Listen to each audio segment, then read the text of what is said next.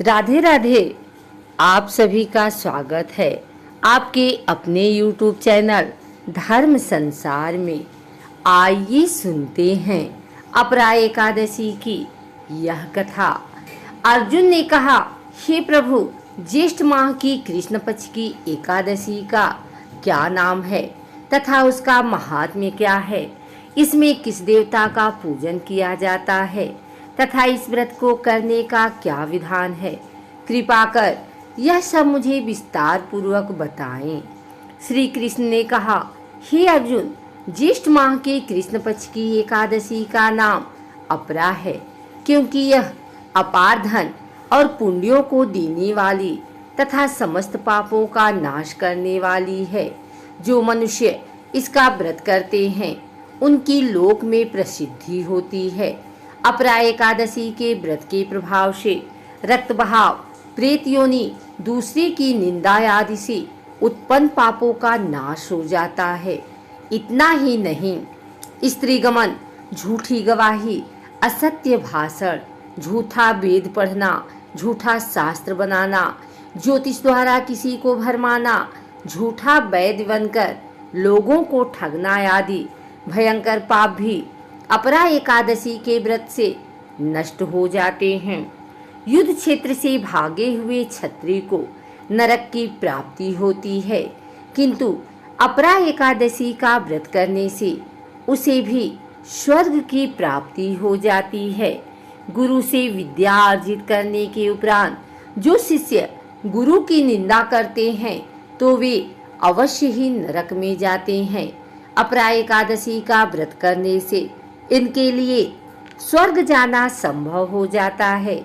तीनों पुष्करों में स्नान करने से या कार्तिक माह में स्नान करने से अथवा गंगा जी के तट पर पितरों को पिंडदान करने से जो फल प्राप्त होता है वही फल अपरा एकादशी का व्रत करने से प्राप्त होता है। बृहस्पति के दिन गोमती नदी में स्नान करने से, कुंभ में श्री केदारनाथ जी के दर्शन करने से तथा बद्रिकाश्रम में रहने से तथा सूर्य ग्रहण एवं चंद्र ग्रहण में कुरुक्षेत्र में स्नान करने से जो फल सिंह राशि वालों को प्राप्त होता है वह फल अपरा एकादशी के व्रत के समान है। जो फल हाथी घोड़े के दान से तथा यज्ञ में स्वर्ण दान से प्राप्त होता है वह फल अपरा एकादशी के व्रत के फल के बराबर है। गौ तथा भूमि या स्वर्ण के दान का फल भी इसके फल के समान होता है।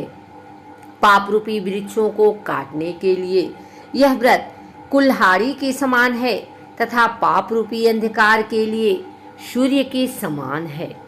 अतः मनुष्य को इस एकादशी का व्रत अवश्य ही करना चाहिए। यह व्रत सब व्रतों में उत्तम है। अपरा एकादशी के दिन श्रद्धा पूर्वक भगवान श्री विष्णु का पूजन करना चाहिए, जिसके अंत में विष्णु लोक की प्राप्ति होती है। हे राजन, मैंने यह अपरा एकादशी की कथा लोकहित के लिए कही है। इसके लिए पठन व श्रवण से सभी पाप नष्ट हो जाते हैं। इसकी प्रचलित कथा के अनुसार प्राचीन काल में महिध्वज नामक एक धर्मात्मा राजा था। उसका छोटा भाई वज्रध्वज बड़ा ही क्रूर, अधर्मी तथा अन्यायी था। वह अपने बड़े भाई से द्वेष रखता था। उस पापी ने एक दिन रात्रि में अपने बड़े भाई की हत्या करके उसकी देह को एक जंगली पीपल के नीचे गाड़ दिया। इस अकाल मृत्यु से राजा प्रेतात्मा के रूप में उसी पीपल पर रहने लगा और अनेक उत्पात करने लगा। एक दिन अचानक धौम्य नामक ऋषि उधर से गुजरे। उन्होंने प्रेत को देखा और तपोबल से उसके अतीत को जान लिया। अपने तपोबल से प्रेत उत्पात का कारण समझा।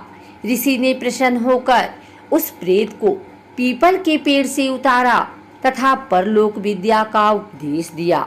दयालु ऋषि ने राजा की प्रेत योनि से मुक्ति के लिए स्वयं ही अपरा एकादशी का व्रत किया और उसे अगत से छुड़ाने को उसका पुण्य प्रेत को अर्पित कर दिया। इस पुण्य के प्रभाव से राजा की प्रेत योनि से मुक्ति हो गई।